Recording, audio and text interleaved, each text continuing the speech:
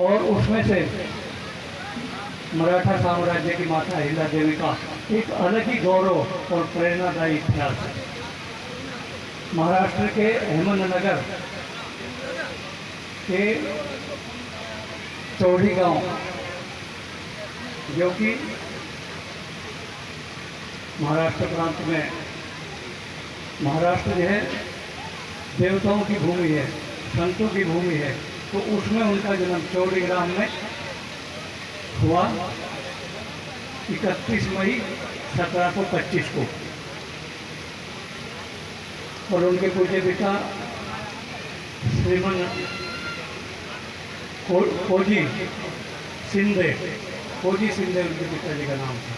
तो उनके घर में ऐसी वीरांगनी माता का जन्म हुआ जो बाद में महाराष्ट्र साम्राज्य की महारानी बनी। माता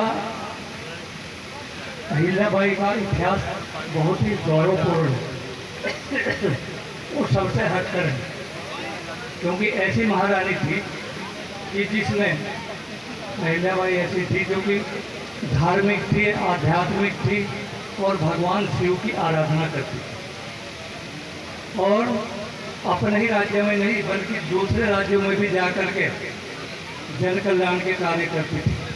उन्होंने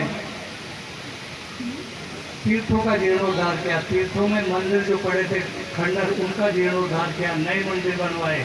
और काशी विश्वनाथ में भी उन्होंने जो शिवलिंग है उसकी स्थापना भी वही माता अहिल्याबाई होलकर के द्वारा है। उन्होंने कुएं खुदवाए, तालाब बनवाए और रास्ते बनवाए, गरीबों के कल्याण के कार्य किए, भूखों के लिए अन्न क्षेत्र चलाए, प्याऊ बनवाई और अपने धर्म, अपनी संस्कृति, अपनी सभ्यता और इतिहास की रक्षा के लिए बहुत ही सराहनीय कार्य किए। और धर्म और आध्यात्म के प्रचार को जन जन तक पहुंचाने के लिए उपदेशों के माध्यम से जन जन तक पहुंचाने के लिए अपने शास्त्रों के ज्ञान को मंदिरों में विद्वान पुजारियों की नियुक्ति भी उन्होंने की। वो ऐसी महारानी थी कि जिन्होंने अपने साथ में शिवलिंग लेकर के अपनी गोद में और घूम घूम करके अपने राज्य में नहीं बल्कि दूसरे राज्यों में भी घूम घूम करके और समाज का कल्याण किया, उन्होंने जनता की सेवा की। और उनके जो काम है इतने बड़े, उन्हीं की वजह से भारत में उनका नाम सम्मान से लिया जाता है। और जगह जगह उनकी प्रतिमा भी स्थापित है। यहाँ भी हमारे जो सिविल हॉस्पिटल है उसके सामने तो उनकी प्रतिमा बनी हुई है, स्थापित है। अच्छा, अपने ग्रह की मुझे पसंद था। तो जगह जगह भारत सरकार उनको इतना सम्मान देती है क्योंकि उनके कार्य ही ऐसे हैं कि वहाँ मूर्तियाँ जगह जगह। और बात कि उनके जीवन का अध्याय पाठ्य पुस्तकों में दिया जा रहा है। पाठ्य पुस्तकों में देखो ऐसी महारानी हुई है, दुर्लभ उनकी। और देखो उनको जो है न्याय की देवी भी कहते हैं। उसका मैं छोटा सा उदाहरण देता हूँ। एक बार उनका लड़का रथ में बैठ करके कहीं जा रहा था, तो वो रथ के आगे एक बछड़ा, कोई गाय और बछड़े चल रहे थे, तो ये बछड़ा उछल कूद करते हुए, उछल फांद करते हुए उस रथ के आगे आ गया। माली राव उनका नाम था, माली जी को ऐसा कुछ नाम था, है माले राव, हाँ माले राव उनके सुपुत्र का नाम था। तो रथ में जब जा रहे थे तो एक बछड़ा भुड़क करके और रथ के नीचे कुचल करके मर गया। अब वो गाय जो है उसकी माता, वो उसके पास बैठ गई। कुछ देर बाद अहिल्याबाई होलकर भी उसी रास्ते से अपने रथ से आई, तो उसने देखा कि गाय बैठी है और ये मरा पड़ा है बछड़ा।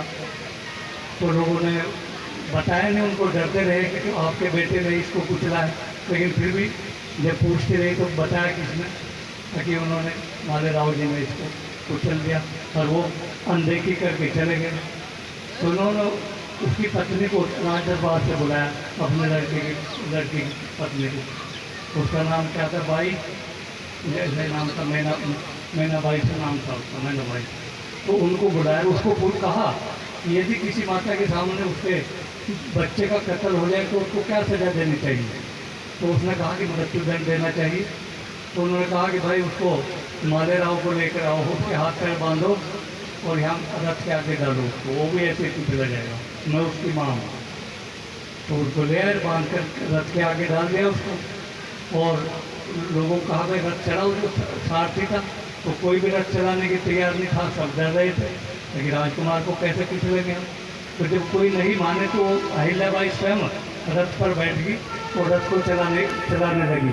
लेकिन देखो कितना आश्चर्य की बात इतनी कि वो जो गाय थी वहाँ, वो बार बार आकर के रथ के आगे खड़ी हो जाती। उन्होंने आदेश दिया कि इस गाय को हटाओ, तो जब भी हटाते तुरंत गाय दौड़ करके रथ के आगे आ गई। तो दरबारियों ने बताया कि महारानी को कि देखो ये गाय को भी ईश्वर की तरफ से एक आया है आकाशवाणी कि ये जो है मेरा तो मर ही गया है, लेकिन दूसरी माता को नहीं मानना चाहिए।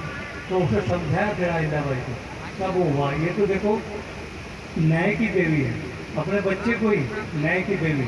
और एक दूसरा उदाहरण और देता हूँ, जब उसके सब लोग मर गए, उसके पति भी, उसकी पत्नी भी मर, उसकी वो भी मर गई, वो ससुर भी मर गया, और उसकी उसकी बहू भी और उसका बेटा भी मर गया, दामाद भी मर गया, वो अकेली रह गई। तो अकेली जो उस समय के एक दूसरे सम्राट थे पेशवा, उन्होंने सोचा बहुत अच्छा मौका है, इसके राज्य में कब्जा करो। तो ये बात उसको अहिल्याबाई को पता चली, तो बहुत बुद्धिमान थी, उसकी बुद्धि की तारीफ कर रहा हूँ कि कितनी तीक्ष्ण बुद्धि थी उसकी। उसने पेशवा को एक पत्र लिखा, और पत्र में लिखा कि देखो वहाँ उसने क्या किया बुद्धिमान अहिल्याबाई ने कि स्त्रियों की एक फौज तैयार कर ली। जब ये पता चला कि पेशवा आक्रमण करेगा तो केवल स्त्रियों की एक फौज तैयार कर ली, और पत्र लिखा, उसको लिखा पेशवा जी को कि देखो मेरी ये सेना आपके साथ लड़ेगी, यदि आप जीत भी गए तो लोग यूँ कहेंगे स्त्रियों की सेना से जीते हैं, तो इसमें कोई बहुत बड़े गौरव की बात नहीं। और यदि हमारी स्त्री सेना जीत गई तो आपका कलंक लग जाएगा, आपको लोग मुंह दिखाने के लायक नहीं रहेंगे, आपको बहुत वो होगी, मजाक करेंगे लोग, हंसी उड़ाएंगे। तो जब पेशवा के पास वो पत्र पहुंचा तो पेशवा की आंखें खुल गई, वास्तव में सही कहा है। तो उसने अपना आक्रमण टाल दिया, और टाल करके देखो उसकी बुद्धि चातुर्य की बात है। हमारा जो इंदौर शहर है, इंदौर शहर को समृद्धशाली बसाने में उसी अहिल्याबाई का काम था। इतना बढ़िया इंदौर नाम आता है अखबारों में, सबसे स्वच्छ शहर है, सबसे बढ़िया शहर है, तो वो भी अहिल्याबाई का आशीर्वाद है उसके। तो अहिल्याबाई न्याय की देवी है, लोक कल्याण की देवी है, लोक माता है, और समाज और राष्ट्र के लिए किए गए उनके कार्यों को कोई भुलाया नहीं जा सकता, कभी भुलाया नहीं जा सकता। उनका पवित्र जीवन, राष्ट्र और समाज को समर्पित जीवन, वो प्रेरणा का स्रोत है, अनुकरणीय है और सम्माननीय है। तो हमारा भारत के लोग सब उसको सम्मान दे रहे हैं, उसका कर रहे हैं। आज उसी सम्मान में यहाँ की बात भी हुई है। मैं एक प्रार्थना करूँगा जरूर, ऐसी देवी जो अब तक भारत के किसी उसमें इतनी धार्मिक आध्यात्मिक, इतनी निडर, इतनी साहसी वीरांगना इस समाज में हुई है, और उसने देश का नाम नारी शक्ति, उसने दुनिया को दिखा दिया कि भारत की नारी शक्ति क्या है। भारत की नारी शक्ति को दुनिया को दिखा दिया कि कितनी बड़ी शक्ति है। तो मैं ये चाहता हूँ कि यहाँ पर मूर्तियाँ तो लगी रही हैं, मैं चाहता हूँ कि यहाँ पर एक वीरांगना लोक माता अहिल्याबाई होलकर का एक डिग्री कॉलेज खुलवा जाए, उनके नाम से एक डिग्री कॉलेज खुलवा जाए। और मेघना बघेल जी को और अपने बालियान साहब को, इनको दोनों मंत्रियों को, ये हैं ये कुछ भी कर सकते हैं, इनके लिए कोई दुर्लभ नहीं है। ज़मीन मैं दूंगा, ज़मीन यहाँ पड़ी है, ज़मीन दूंगा। मैं चाहता हूँ कि एक डिग्री कॉलेज हो लड़कियों की, इस क्षेत्र में लड़कियों का कोई डिग्री कॉलेज नहीं बघेल साहब, तो लड़कियाँ पढ़ेंगी। और क्योंकि शहर में दूर जाना पड़ता है और आजकल बहुत घटनाएं होती रहती हैं, तो ही पास के पास ज़मीन है वो, और डिग्री कॉलेज का शिलान्यास भी आपको बुलाकर बालियान साहब को करा देंगे, और यहाँ डिग्री कॉलेज बहुत जल्दी बनेगा। मैं भी उसमें सहयोग करूँगा, और मुख्य रूप से तो आप सहयोग करेंगे, ज़मीन आपको दे देंगे।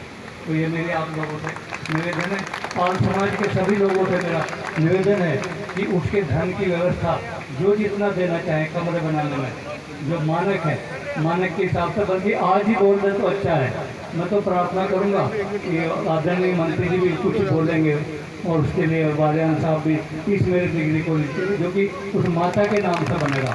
वो लोक माता है, लोक कल्याण की देवी है, वो न्याय की देवी है, ऐसी देवी का हम आज यहाँ स्वागत और सम्मान करने का अवसर। उनके सम्मान में देखो, उन्होंने समाज को, मंत्री जी समाज को अहिल्याबाई ने इतना दिया है कि हम उनके सम्मान के लिए जितना भी कर रहे उतना कम है।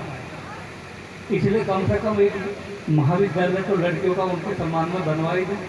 तो ये आपको करना है, ना प्रतिज्ञा लेके जाओ, अभी घोषणा करो कि मैं ये बनवाऊंगा, मैं वो करूँगा। ऐसे मान्यता मैं दिलवाऊंगा, जमीन मैं दिलवाऊंगा, आर्थिक मदद भी करवाऊंगा और पाल समाज से भी करवाऊंगा। तो इन्हीं शब्दों के साथ आप सबके उज्जवल भविष्य की मंगल कामनाओं के साथ सर्वे भवन्तु सुखिनः, सर्वे सन्तु निरामया, सर्वे भद्राणि पश्यन्तु माँ कश्चित् दुर्भाग्यः। ओम शांति शांति शांति। बोलिए माता अहिल्याबाई होलकर की जय। जय हो। अहिल्याबाई होलकर की जय।